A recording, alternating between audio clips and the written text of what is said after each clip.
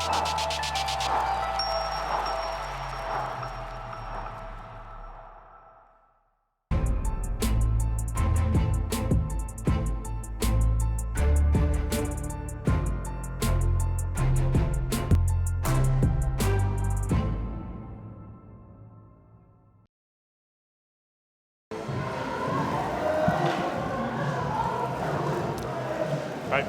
come down, girls, come down, come down.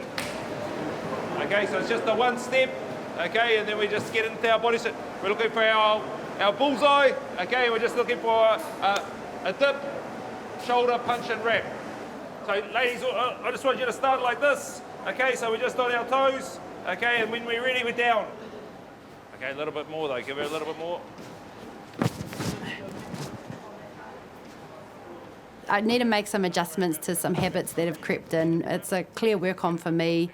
I've identified that my chop tackle or just tackle pre and post contact has significantly changed, and identifying the habits of why that's been happening.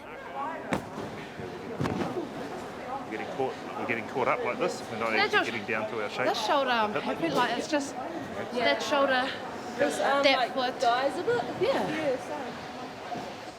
It's probably after coming back from my daughter, things changed a little bit, and so we're trying to just get all that timing. There you go.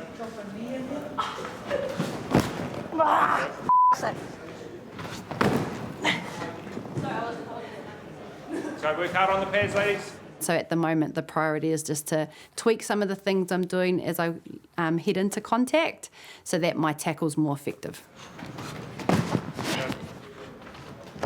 Yeah, nice. Way better one, Liz. Finally.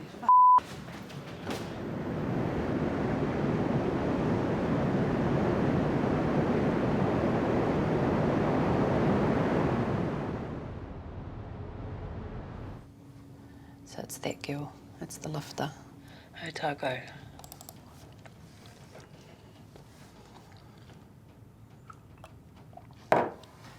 When we're analysing a game, one part of the game that I like to look at is the lineouts, and that's obviously if we can identify cues in the opposition lineout and possibly take their lineout or set piece away from them, then we remove their platform to attack. Second to last person in their lineout gives you a cue of what they're doing. So she'll put her hands on her head.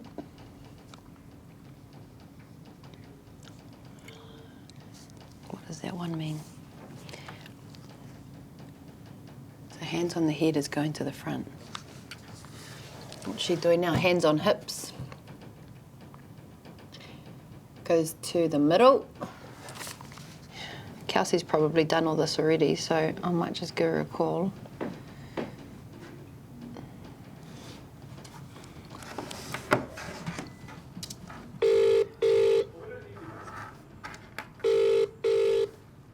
Hey. Hey, I'm just doing some analysis on Otago, and I remember we were doing some analysis before we went into lockdown, and it's kind of bringing back memories of the stuff we picked up on their lineouts. I'm just looking at their lineouts now. They've got some real obvious cues. Yeah, and I just, when was it yesterday, I just watched the one versus Waikato, and they're all middle back, Well, what I've seen already, just on their tempos, her hands on her head, it's going to the front. Hands on the hips is going to the middle. On their sets, they're very vocal on that, so have a look at that. Have a listen. Nah, all good, sweet as. Okay, then, Kels. Sweet. Yeah. Have a good day. See you tonight. We'll be watching those cues this weekend and making sure we're getting someone up in those spaces. I could be wrong. They might have changed it all. When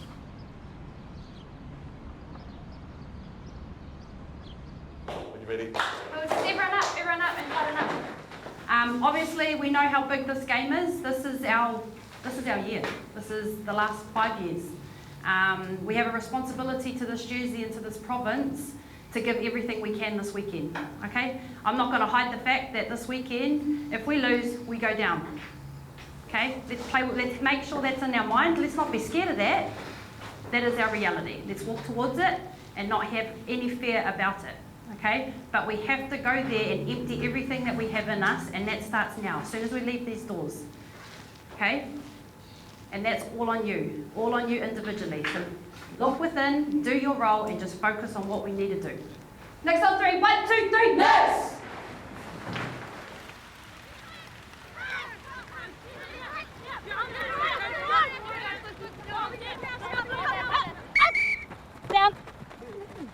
So obviously with team training, it's going to prepare us for the weekend because that's where we can apply the learnings and the ways that we want to play the game. Obviously hugely important, and when you get a full team there and everyone on the same page and working hard, then you're going to get ultimate gain out of those sessions. Girls, that door. Good girl. That's what I like. Good work.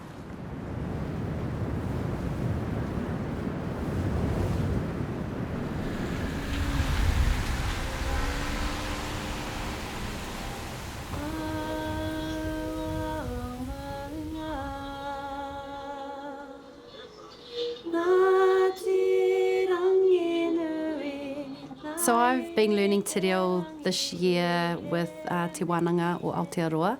It's so important. I mean, it is who we are. It's part of my identity that I probably feel is missing. Morena koutou. And I'm comfortable on a marae and understanding tikanga, but the part that is missing in me is the language.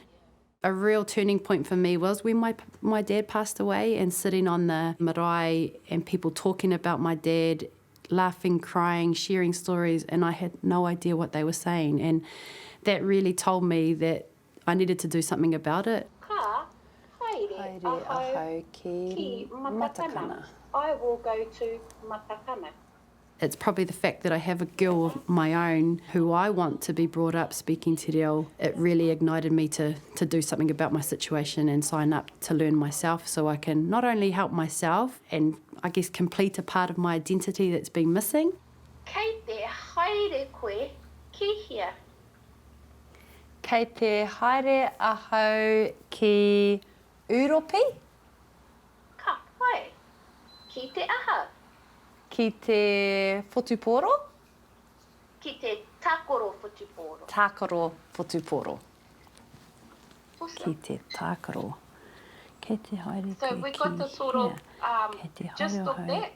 Again, just create that legacy for my whānau and my kids so that they're immersed in te reo Māori and they don't have to try and learn it when they're 34 years old, you know, it just becomes what they know from the get-go. Ana keiki neka. Oh, fire, that was a bit high. Oh.